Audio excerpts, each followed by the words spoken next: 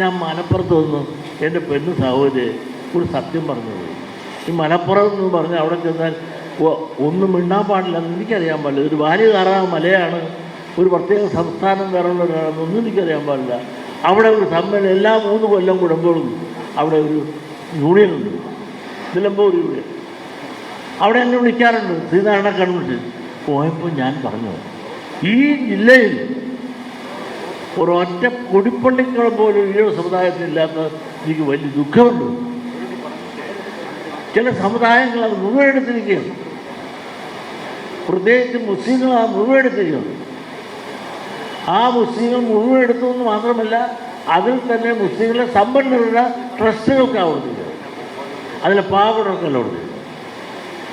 ഈഴവ സമുദായം ഇവിടെ നല്ലപോലെ ഉണ്ട് താൻ. അവിടെ 4 നിയോജകമണ്ഡലത്തിൽ ഹിന്ദു ഭൂരിപക്ഷമാണ്. ഒരു നിയോജകമണ്ഡലം പെരിന്തൽമണ്ണ ഈഴവിൽ നിന്ന് ജയിച്ചിട്ടുള്ള മണ്ഡലമാണ്. ഇത്രയൊക്കെ ഉള്ളൊരു വാട്ടിൽ ഒരു ഈഴവന് സംവരണം തരാതിരുന്നത് അങ്ങനെ തെറ്റായിപ്പോയി എന്ന് ഞാൻ പറഞ്ഞപ്പോൾ നിങ്ങളൊന്ന് മനസ്സിലാക്കണം. മുസ്ലിം ലീഗിനെ പ്രത്യേകം ഐഡൻറ്റിഫൈ ചെയ്ത് പറയാൻ കാരണമെന്ത്? പിന്നോക്ക സമുദായ മുന്നണിയെന്നും സംവരണ സമുദായ മുന്നണിയെന്നും എല്ലാം പറഞ്ഞുകൊണ്ട് നിങ്ങളെല്ലാം കൂട്ടുപിടിച്ചുകൊണ്ട് എത്രയോ സമരം ഞാൻ നടത്തി. ഡൽഹി മാർച്ച് നടത്തി, ഹൈക്കോടതി മാർച്ച് നടത്തി, ഈ സെക്രട്ടേറിയറ്റ് മാർച്ച് നടത്തി, PSC ഓഫീസിൽ മാർച്ച് നടത്തി. ഇങ്ങനെ എത്രയോ മാർച്ച് സമരങ്ങൾ നടത്തി എത്രയോ ലക്ഷം രൂപ കളഞ്ഞു. ഈ കളഞ്ഞ് അധികാരത്തിൽ വരുമ്പോൾ ഇതെല്ലാം തരുമെന്ന് പറഞ്ഞു. അന്നത്തെ ഗവൺമെൻറ് പോയി ഇവർ ഭരണത്തിൽ വന്നു, വിദ്യാഭ്യാസ വകുപ്പ് ഉൾപ്പെടെ അവരെടുത്തു.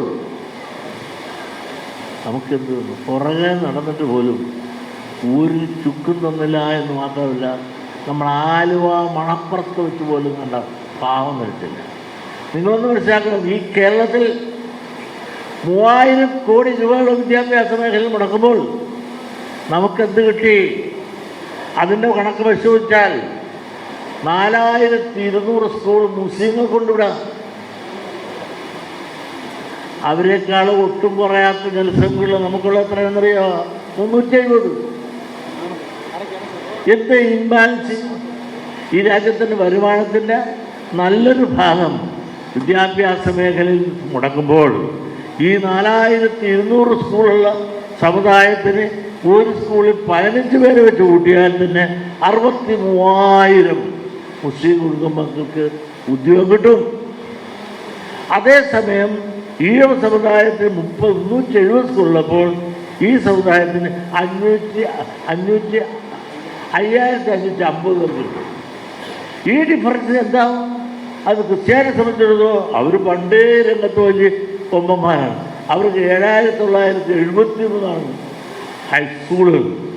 അവർക്ക് കിട്ടുന്ന 1,19,000 മേൽ വീടുകളിൽ ഉദ്യോഗം കിട്ടും. ശമ്പളം കൊടുക്കുന്ന സർക്കാരാണ് വിശ്വസം. ഈ സർക്കാർ ശമ്പളം കൊടുക്കുമ്പോൾ നമുക്ക് സ്ഥാപനങ്ങൾ തരണ്ടേ? നമ്മുടെ കുട്ടികൾക്ക് പഠിക്കാനും പഠിപ്പിക്കാനും കിട്ടണ്ടേ?